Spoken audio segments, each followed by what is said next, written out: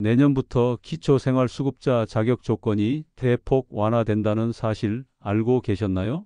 하지만 동시에 강화되는 탈락 조건도 있다는 점.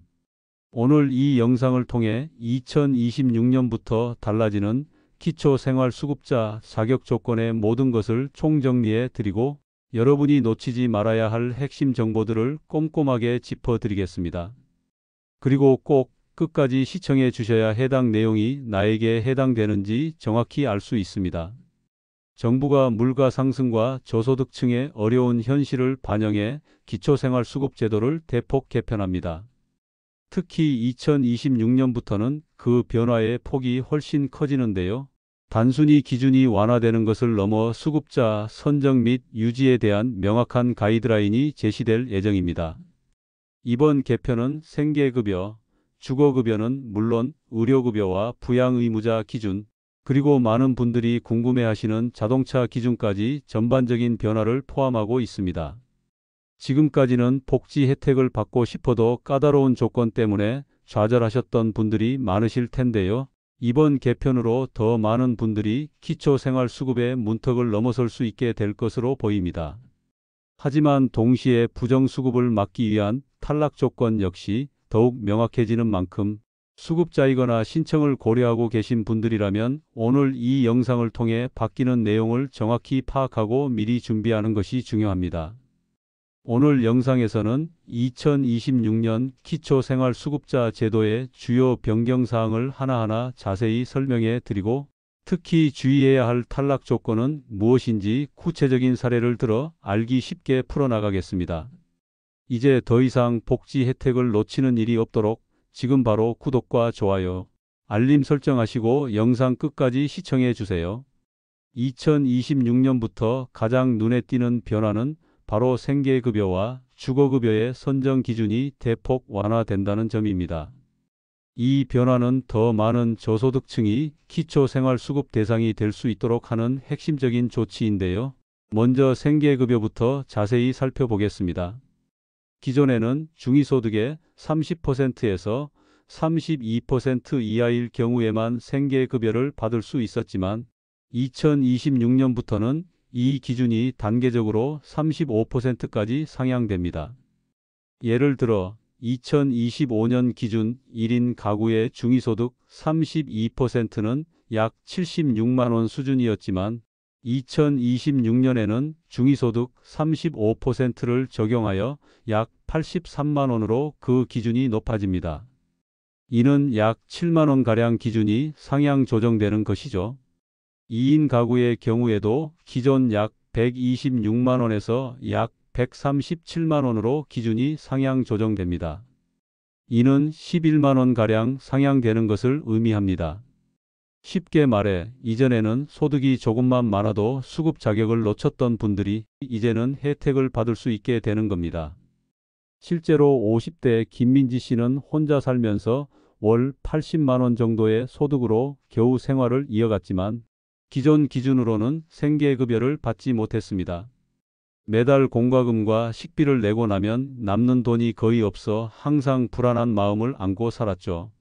하지만 2026년부터는 변경된 기준으로 생계급여 대상이 되어 매달 일정 금액을 지원받아 조금이나마 생활의 보탬을 받을 수 있게 될 것으로 기대하고 있습니다.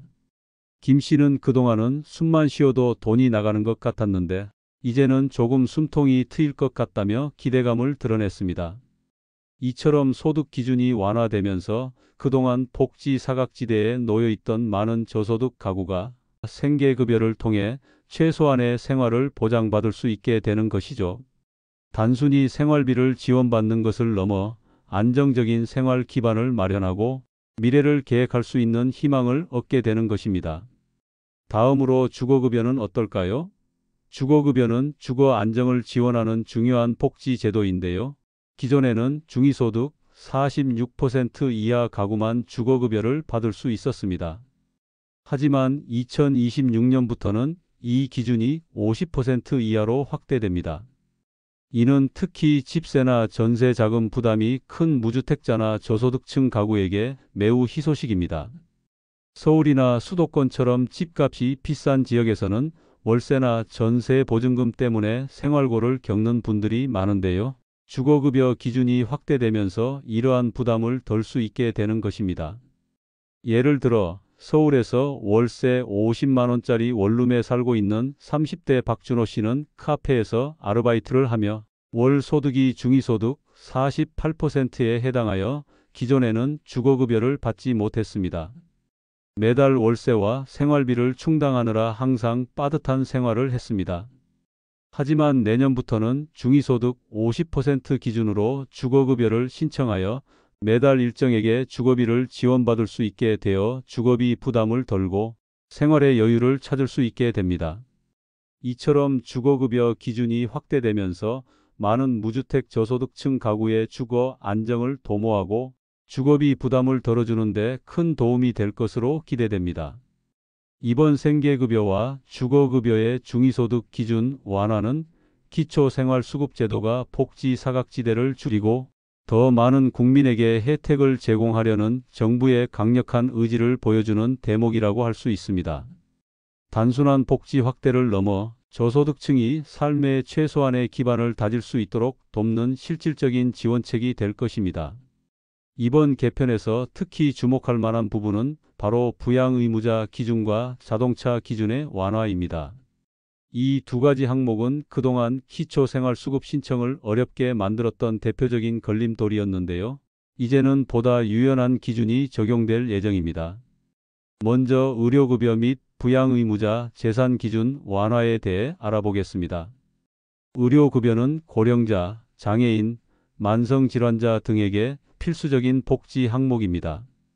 의료비는 예측하기 어렵고 갑작스럽게 큰 지출을 유발할 수 있어 저소득층에게는 큰 부담으로 작용합니다. 그동안에는 부모나 자녀 등 부양의무자의 재산 때문에 꼭 필요한 의료급여를 받지 못하는 안타까운 경우가 많았습니다. 가족 중 한 명의 재산이 기준을 초과하면 다른 가족 구성원 전체가 혜택을 받지 못하는 불합리함이 있었죠. 하지만 2026년부터는 부양의무자 재산 기준이 대폭 완화됩니다. 기존에는 부양의무자의 재산이 1억 원 미만이어야 했지만 변경 후에는 1억 3천만 원 미만으로 상향됩니다. 이는 3천만 원가량 기준이 높아지는 것이죠. 또한 본인 재산 기준도 1억 2천만 원 이하에서 1억 4천만 원 이하로 완화됩니다. 이는 2천만 원가량 본인 재산 기준이 상향되는 것입니다. 이로써 부양의무자의 재산 때문에 수급 자격을 잃었던 많은 가구가 다시 수급 자격을 얻을 가능성이 높아졌습니다. 예를 들어 고령의 80대 김영숙 할머니는 고혈압과 당뇨로 매달 병원비가 부담스러웠지만 멀리 사는 아들의 아파트 한 채, 시가 1억 1천만 원 때문에 의료급여 대상에서 제외되어 애를 태웠습니다. 아들은 형편이 넉넉하지 않아 직접 부양하기는 어려웠고 김 할머니는 매달 약값과 병원비로 허덕여야만 했습니다. 하지만 내년부터 부양의무자 재산 기준이 1억 3천만 원 미만으로 완화되면서 김 할머니는 의료급여를 받을 수 있게 되어 큰 시름을 덜게 될 것으로 보입니다.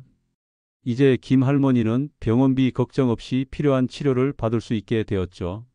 이는 단순히 숫자의 변화를 넘어 가족 간의 부양 부담을 덜어주고 꼭 필요한 의료 혜택을 받을 수 있도록 하는 따뜻한 변화라고 할 수 있습니다. 다음으로 많은 분들이 궁금해하셨을 자동차 기준 완화입니다. 지금까지는 자동차를 보유하고 있다는 이유만으로 수급 신청 자체가 거절되는 경우가 많았습니다. 특히 생계 유지를 위해 필요한 차량인데도 불구하고 불이익을 받아왔던 것이 사실이죠. 도서상간 지역에 살거나 노약자를 부양해야 하거나 물품을 운반해야 하는 등 자동차가 필수적인 경우에도 예외 없이 적용되어 많은 어려움을 겪었습니다. 하지만 2026년부터는 이러한 불합리한 점이 크게 개선됩니다. 첫째, 배기량 2000cc 미만 차량 보유가 가능해집니다. 기존에는 경차 외에는 거의 인정받기 어려웠던 것과 비교하면 큰 변화입니다.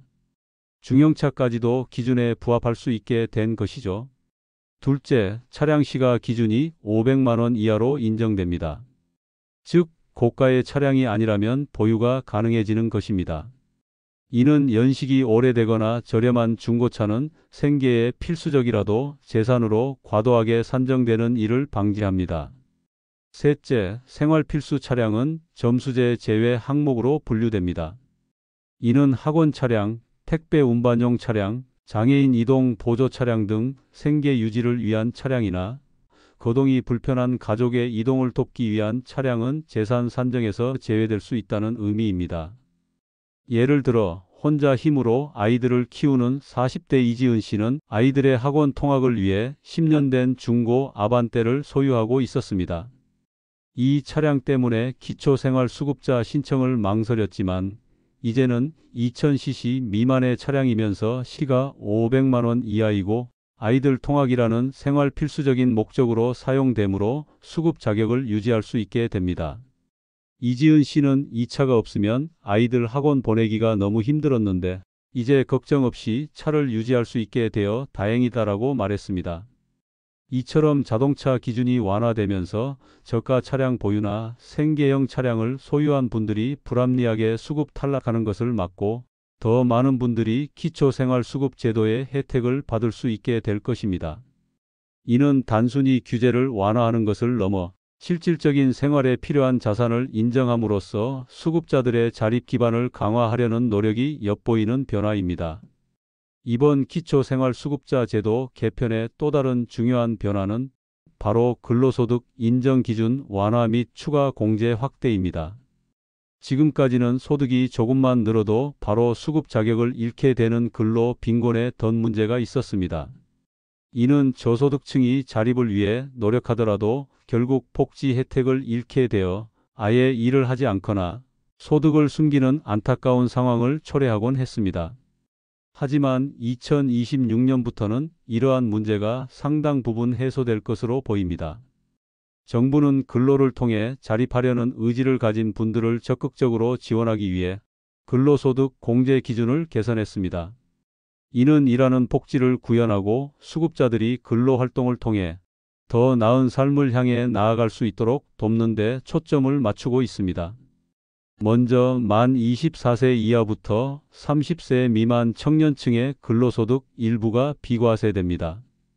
이 연령대의 청년들은 학업, 취업 준비, 그리고 사회에 첫 발을 내딛는 중요한 시기에 놓여 있습니다. 이들에게 안정적인 생활을 보장하면서도 경제활동을 장려하는 것이 중요하다고 정부는 판단했습니다. 예를 들어 대학에 다니면서 아르바이트로 월 100만 원 정도를 버는 22세 박선우 군은 기존에는 아르바이트 소득 때문에 생계급여가 삭감될까 걱정했습니다. 부족한 생활비를 벌기 위해 아르바이트를 하지만 그마저도 복지 혜택이 줄어들까 전전긍긍했던 것이죠. 하지만 이제는 일정 금액의 근로소득이 비과세 처리되어 학업에 집중하면서도 생활비를 마련할 수 있게 됩니다. 박 군은 학자금 대출과 생활비 때문에 늘 마음이 조급했는데 이제 아르바이트 소득 때문에 수급 자격이 흔들릴 걱정은 덜었다며 안도했습니다. 이는 청년들이 당장의 생계 걱정 없이 미래를 준비하고 안정적인 기반을 다질 수 있도록 돕는 실질적인 지원책이라고 할 수 있습니다. 또한 만 75세 이상 노인층의 근로소득 추가 공제가 검토되고 있습니다. 고령화 사회에서 노인들의 활발한 사회 참여와 자립적인 생활은 매우 중요한 가치입니다. 소득이 있다는 이유만으로 수급 자격을 잃게 된다면 노인들이 일자리를 포기하거나 숨어서 일하는 상황이 발생할 수 있습니다. 이를 방지하고 노년에도 활기찬 삶을 유지할 수 있도록 돕기 위함입니다. 예를 들어 폐지를 주어 월 30만 원 정도의 생활비를 보태는 78세 최순자 할머니는 그동안 소득이 생길 때마다 수급 자격 상실을 걱정해야 했습니다. 소액의 수입에도 불구하고 수급액이 줄어들까 노심초사했던 것이죠. 하지만 이제는 추가 공제가 적용되어 소액의 근로소득이 있더라도 기초생활수급자 자격을 유지하며 안정적인 노년 생활을 이어갈 수 있게 될 것입니다. 최 할머니는 이제 마음 편히 일할 수 있게 됐다며 기뻐했습니다. 이는 노인 복지의 한계를 넘어 노년에도 사회 구성원으로서 당당히 살아갈 수 있도록 돕는 제도적 뒷받침이 될 것입니다. 더 나아가 공공일자리 참여자 소득 일부 제외 가능성도 열려 있습니다. 공공일자리는 저소득층에게 안정적인 소득을 제공하고 사회 참여를 독려하는 중요한 통로입니다. 그런데 이 소득 때문에 수급 자격을 잃게 된다면 공공일자리의 취지가 무색해질 수 있겠죠. 따라서 공공일자리를 통해 얻는 소득의 일부를 인정 대상에서 제외함으로써 참여자들이 안심하고 일을 할 수 있도록 지원할 예정입니다. 예를 들어 동사무소에서 환경미화 공공근로에 참여하여 월 80만 원을 받던 50대 정우진 씨는 그동안 이 소득 때문에 기초생활수급자 자격 유지에 대한 불안감을 가지고 있었습니다. 하지만 이제 공공일자리 소득 일부가 제외될 가능성이 열리면서 정 씨는 안정적으로 일을 계속하며 자립 기반을 다질 수 있게 되었습니다. 이처럼 근로소득 인정 기준 완화 및 추가 공제 확대는 일시적인 근로활동으로 인해 수급 자격을 잃을 걱정을 줄여주어 기초생활수급자들이 일하면서도 안정적으로 복지 혜택을 유지할 수 있는 길을 열어주는 매우 긍정적인 변화입니다. 이는 단순한 복지 확대가 아니라 자립과 성장을 위한 디딤돌을 놓는 정책이라고 평가할 수 있습니다. 저소득층이 단순히 도움을 받는 존재가 아니라 스스로 삶의 주체가 되어 나아갈 수 있도록 돕는 중요한 전환점이 될 것입니다. 앞서 말씀드린 것처럼 2026년 기초생활수급자 제도는 많은 부분에서 완화되지만 동시에 부정수급 방지를 위한 탈락 조건 역시 엄격하게 정비됩니다. 정부는 수급 기준 완화와 더불어 실제로 도움이 필요한 분들에게 혜택이 돌아가고 세금이 낭비되지 않도록 관리 감독을 강화하겠다는 입장입니다. 따라서 수급자이거나 신청 예정자라면 다음 5가지 탈락 조건은 반드시 숙지하고 주의하셔야 합니다. 이를 위반할 경우 수급 탈락은 물론 부정수급으로 간주되어 이미 받은 급여를 환수당하거나 경우에 따라서는 법적 처벌까지 받을 수 있습니다. 첫 번째 탈락 조건은 바로 일시적 소득 발생 시 미신고입니다. 많은 분들이 잠깐 생긴 돈인데 괜찮겠지라고 생각하시거나 액수가 적으니 신고하지 않아도 되겠지라고 안일하게 생각하는 경우가 많습니다.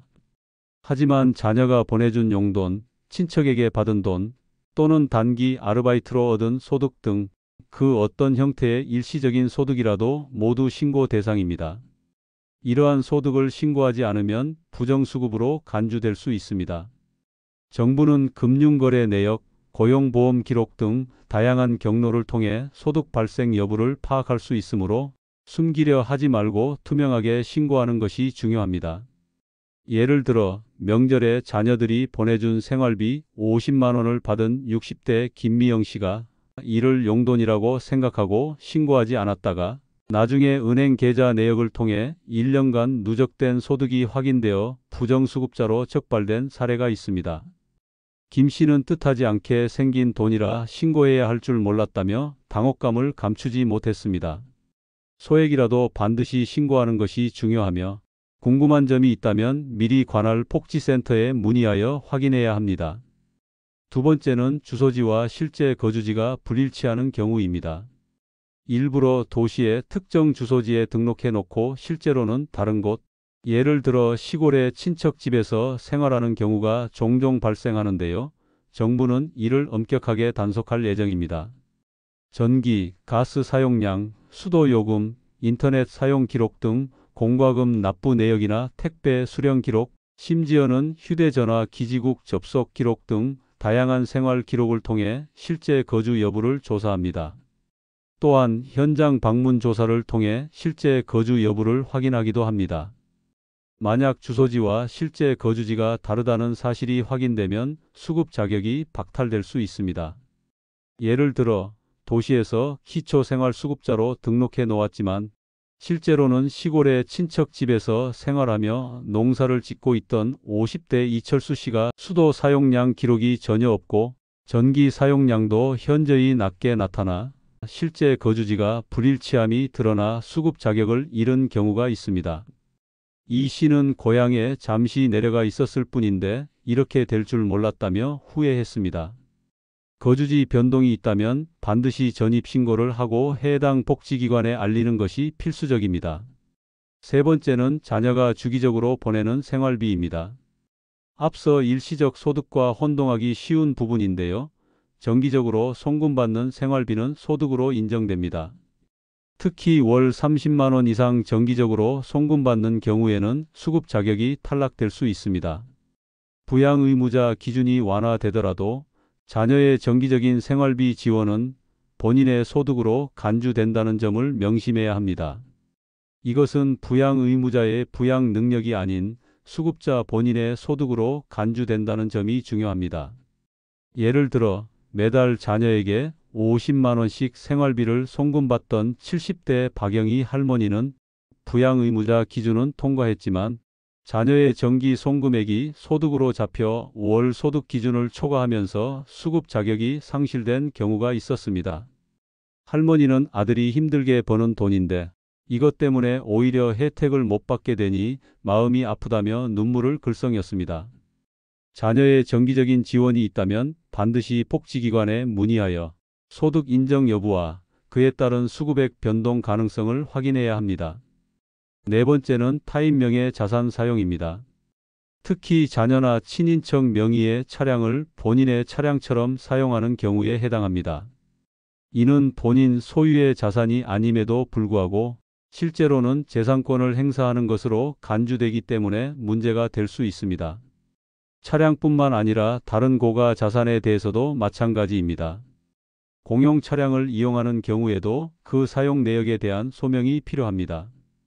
예를 들어 사회복지 차량이나 마을 공용 차량을 이용할 경우 언제 어떤 목적으로 이용했는지 운행 일지나 기록을 남겨두는 것이 좋습니다.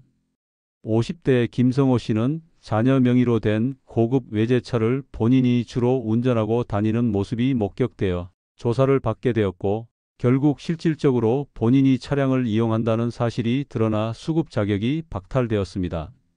김 씨는 내 차가 아니니까 괜찮을 줄 알았다며 억울함을 호소했지만 실제 사용 여부가 중요합니다. 다른 사람의 명의로 된 재산을 본인처럼 사용하는 행위는 부정수급으로 이어질 수 있으니 각별히 주의해야 합니다. 마지막 다섯 번째는 부양의무자 재산 기준 초과입니다. 부양의무자 기준이 완화되긴 했지만 여전히 그 기준을 초과하는 경우에는 수급 탈락 사유가 됩니다. 2026년부터 부모나 자녀의 재산이 1억 3천만 원을 초과하면 수급 탈락될 수 있습니다. 다만 일부 지역의 경우에는 1억 2천만 원을 초과해도 제한될 수 있으니 거주하시는 지역의 정확한 기준을 다시 한번 확인하시는 것이 중요합니다. 시군구별로 적용되는 기준이 상이할 수 있으므로 반드시 해당 지역의 복지센터나 지자체에 문의하여 정확한 정보를 얻어야 합니다. 특히 차량 보유와 자녀의 송금 내역, 그리고 실제 거주지 불일치 문제는 과거에도 많은 수급 탈락 사례를 만들어냈던 주요 원인이므로 각별한 주의가 필요합니다. 이처럼 강화되는 탈락 조건을 명확히 인지하고 준수해야만 안정적으로 기초생활수급 자격을 유지할 수 있습니다. 꼼꼼히 확인하고 불이익을 당하는 일이 없도록 노력해야 합니다. 2026년 기초생활보장제도 개편은 분명 더 많은 분들에게 희망을 선사할 것입니다. 이는 단순히 복지 예산을 늘리는 것을 넘어 실제 생활 속에서 어려움을 겪는 이들에게 실질적인 도움의 손길을 내밀겠다는 정부의 강력한 의지를 반영합니다. 생계급여는 중위소득 35% 이하, 주거급여는 중위소득 50% 이하까지 확대되어 더 많은 저소득 가구가 혜택을 받게 됩니다. 예를 들어 2025년에 월 소득이 중위소득 33%여서 생계급여를 받지 못했던 40대 최정우 씨가 2026년부터는 생계급여를 받게 되어 매달 든든한 지원을 받으며 아이들과 함께 더 나은 생활을 할 수 있게 될 것입니다. 부양의무자 재산 기준도 1억 원에서 1억 3천만 원으로 상향되어 가족의 부담을 덜어주고 의료급여 혜택을 받을 수 있는 문턱도 낮아졌습니다. 이로 인해 만성질환을 앓고 있는 60대 박은정 씨는 자녀의 재산 때문에 의료급여 대상에서 제외될까봐 늘 불안했지만 이제는 걱정 없이 꾸준히 병원 치료를 받을 수 있게 되었습니다. 그동안 수급 탈락의 주요 원인이었던 자동차 기준 역시 2000cc 미만, 시가 500만 원 이하 차량 보유가 가능해지고 생계형 차량은 인정되는 등 대폭 완화됩니다. 배달업에 종사하는 30대 김동욱 씨는 낡은 오토바이를 대신해 소형 중고차를 구매하고 싶었지만 수급 자격 때문에 망설였습니다. 하지만 이제는 일정 기준 이하의 차량을 보유하면서도 생계 유지를 위한 차량으로 인정받아 더 안정적인 수입 활동을 할 수 있게 되었습니다. 또한 청년층과 노인층의 근로소득 공제가 확대되어 일하면서도 수급 자격을 유지할 수 있는 길이 열리게 되었습니다. 이제 대학생이자 희초 수급자인 20대 이수빈 양은 아르바이트를 통해 생활비를 벌면서도 학업에 집중할 수 있게 되었고, 경비원으로 일하는 70대 박상원 어르신은 소득 때문에 수급이 끊길까 걱정하지 않고 계속 일을 할 수 있게 되었습니다. 하지만 이 모든 완화 조치 뒤에는 부정수급을 막기 위한 정부의 강력한 의지가 숨어 있습니다. 더 많은 사람에게 더 유연하게 혜택을 제공하되 투명하고 공정하게 제도를 운영하겠다는 것이죠.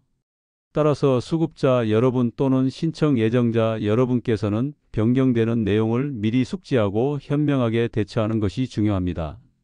소득이 발생하면 즉시 신고하기, 실제 거주지에서 생활하기, 차량 사용 내역을 투명하게 관리하기, 그리고 자녀 송금은 정기성 여부 따지기 등 기본적인 의무를 철저히 이행해야 합니다.